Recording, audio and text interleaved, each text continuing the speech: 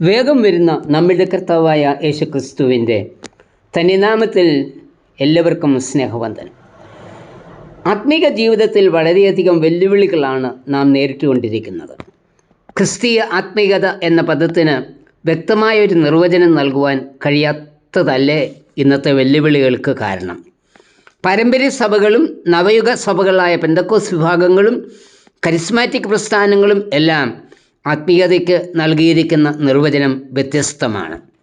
അതുകൊണ്ട് വിശുദ്ധ വേദപുസ്തകത്തിൽ നൽകിയിരിക്കുന്ന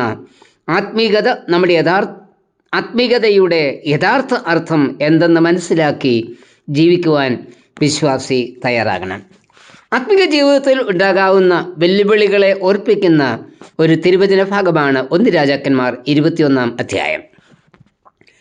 ഈ ഭാഗത്ത് വിവരിച്ചിരിക്കുന്നത് പൈതൃകമായി നാബോത്തിന് ലഭിച്ച മുന്തിരിത്തോട്ടം കൈവശപ്പെടുത്തി മുന്തിരിത്തോട്ടത്തെ ചീരത്തോട്ടം ആക്കണമെന്നുള്ള അഹാബ് രാജാവിൻ്റെ മോഹമാണ്. രാജാവിൻ്റെ ഈ മോഹത്തെ സ്വാധീനമാക്കുന്നതിനു വേണ്ടി ഇസബേൽ രാജ്ഞി ഒരു ഉപവാസം പ്രസിദ്ധപ്പെടുത്തുകയും അവിടെ വെച്ച് നാബോത്തിൻ്റെ മേൽ കുറ്റം ചുമത്തി വധിച്ച് നാബോത്തിൻ്റെ മുന്തിരിത്തോട്ടം കൈവശപ്പെടുത്തുകയും ചെയ്തു എന്നാണ് ഇവിടെ വായിക്കുന്നത്. ഇവിടെ ഒരു റിയൽ എസ്റ്റേറ്റ് ബിസിനസ് നടത്തുവാനാണ് അഹാബ് ശ്രമിച്ചത്. അത് നടക്കാതെ വന്നപ്പോൾ കൂട്ടിന് വന്ന ഇസബേൽ വഞ്ചനയിൽ കൂടി മുന്തിരിത്തോട്ടം കൈവശപ്പെടുത്തുന്നു. ജനങ്ങളെ പരിപാലിക്കേണ്ട രാജാവ് വഞ്ചന നടത്തി ജനത്തിൻ്റെ സ്വത്ത് കൈവശപ്പെടുത്തുന്നു. വഞ്ചന എന്നതിൽ ഉപരി എബ്രായ ആത്മീയതയെ സംബന്ധിച്ചിടത്തോളം ഇവിടെ ഉടലെടുത്തത് ഒരാത്മീക പ്രശ്നമാണ്. ചീരത്തോട്ടം എന്നതിന് ഈ ഭാഗത്ത് ഉപയോഗിച്ചിരിക്കുന്ന എബ്രായ പദം തന്നെ ആവർത്തനം 11:10 പച്ചക്കറിത്തോട്ടം എന്നതിന് ചേർത്തിരിക്കുന്നു. ചീരത്തോട്ടം, പച്ചക്കറിത്തോട്ടം. പച്ചക്കറിത്തോട്ടം നനച്ചിരുന്നത് കാലുകൊണ്ടായിരുന്നു എന്ന് ഇവിടെ വായിക്കുന്നു.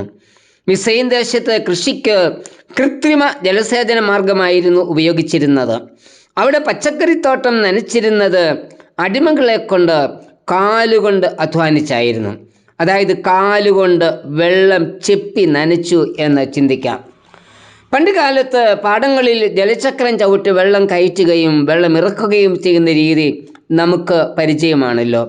ഈ വിധത്തിൽ കഷ്ടപ്പെട്ട് അടിമത്തത്തിൽ നിലവിളിച്ച ജനത്തെ ആകാശത്ത് നിന്ന് മഴ പെയ്ത് നനയുന്ന ദേശത്തേക്കാണ് ദൈവം കൊണ്ടുവന്നത്.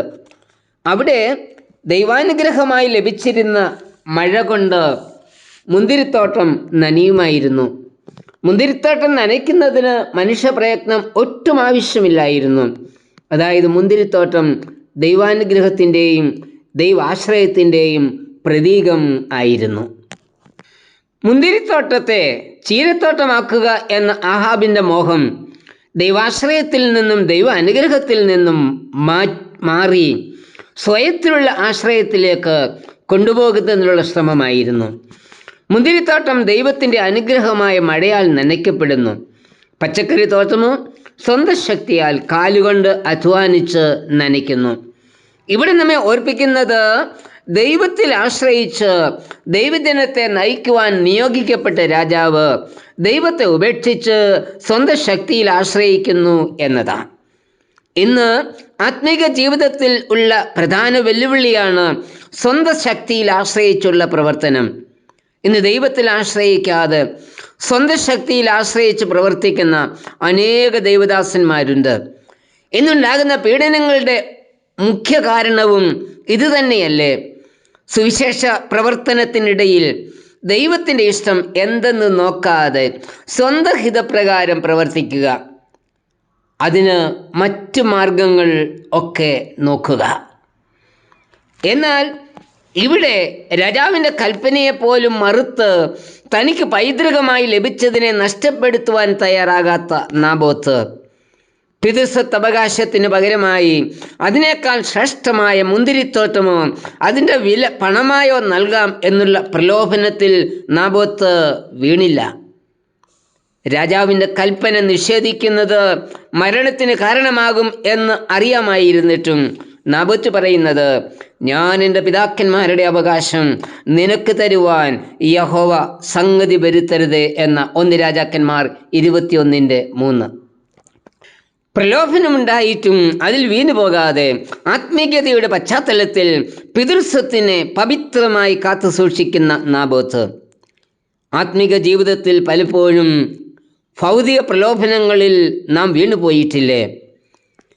TV സീരിയലുകൾ കാണുന്നതിനും TV-യിൽ വരുന്ന ക്രിക്കറ്റ് കാണുന്നതിനും ബിസിനസ് വളർച്ചയ്ക്ക് വേണ്ടിയും പ്രാർത്ഥന മാറ്റിവെക്കുകയും ആരാധനയിൽ പങ്കെടുക്കാതിരിക്കുകയും ചെയ്തിട്ടില്ലേ? ആരാധന മുടക്കി പലപ്പോഴും വിവാഹത്തിൽ പങ്കെടുക്കുന്നതിന് നാം പോയിട്ടില്ലേ? ഭൗതിക പ്രേരണകളിൽ വീഴാതെ ദൈവത്തിലുള്ള ആശ്രയം ഒന്നു മാത്രമാണ് ആത്മീക ജീവിതമെന്ന് വിശ്വസിച്ച് ആത്മീയനായി ജീവിച്ച് ദൈവാനുഗ്രഹം പ്രാപിപ്പാൻ നമുക്ക് കഴിയണം. കർത്താവേ, ഭൗതിക പ്രലോഭനങ്ങളിൽ വീഴാതെ ദൈവത്തിൽ ആശ്രയിച്ച് ആത്മീകമായി മുന്നേറുവാൻ എല്ലായ്പ്പോഴും എന്നെ സഹായിക്കണമേ. ആമേൻ.